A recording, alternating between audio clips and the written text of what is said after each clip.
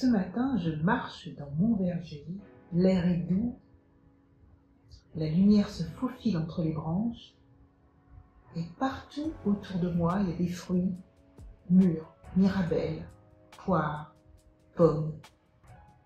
Il y a quelques mois, à la place de ces fruits, il n'y avait que des fleurs.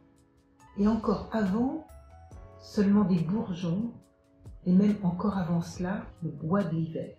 Et aujourd'hui, la nature m'offre son abondance, tous ces fruits sont là, à portée de main, prêts à la récolte.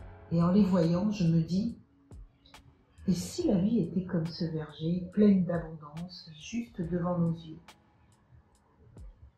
Aujourd'hui, je veux partager avec vous une idée simple pour nous rappeler qu'au quotidien, notre abondance, elle est souvent là, mais discrète, mais toujours prête à nous nourrir et à nous inspirer et à nous transformer.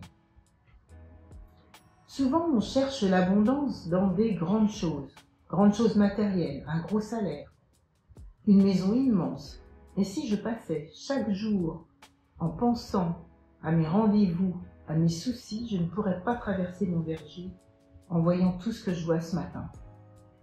Mais j'ai pris le temps de m'arrêter, de respirer, de lever les yeux et j'ai vu ce que la nature a patiemment préparé, juste là devant moi.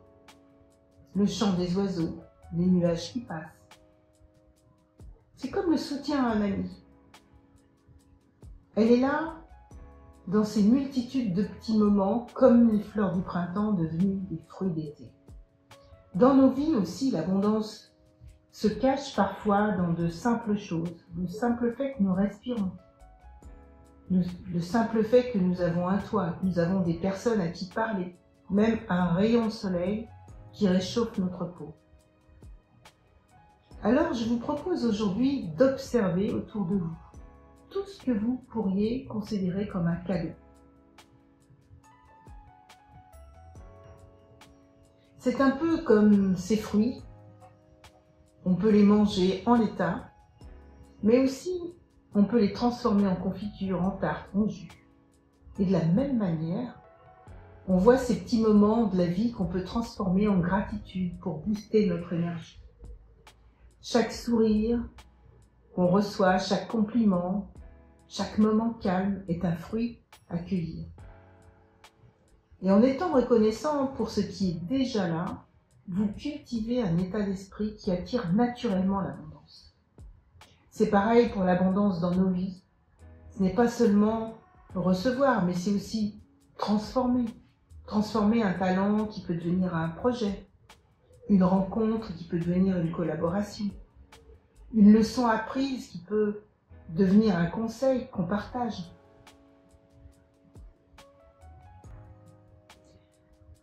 Et le plus beau, c'est que l'abondance est faite pour être partagée.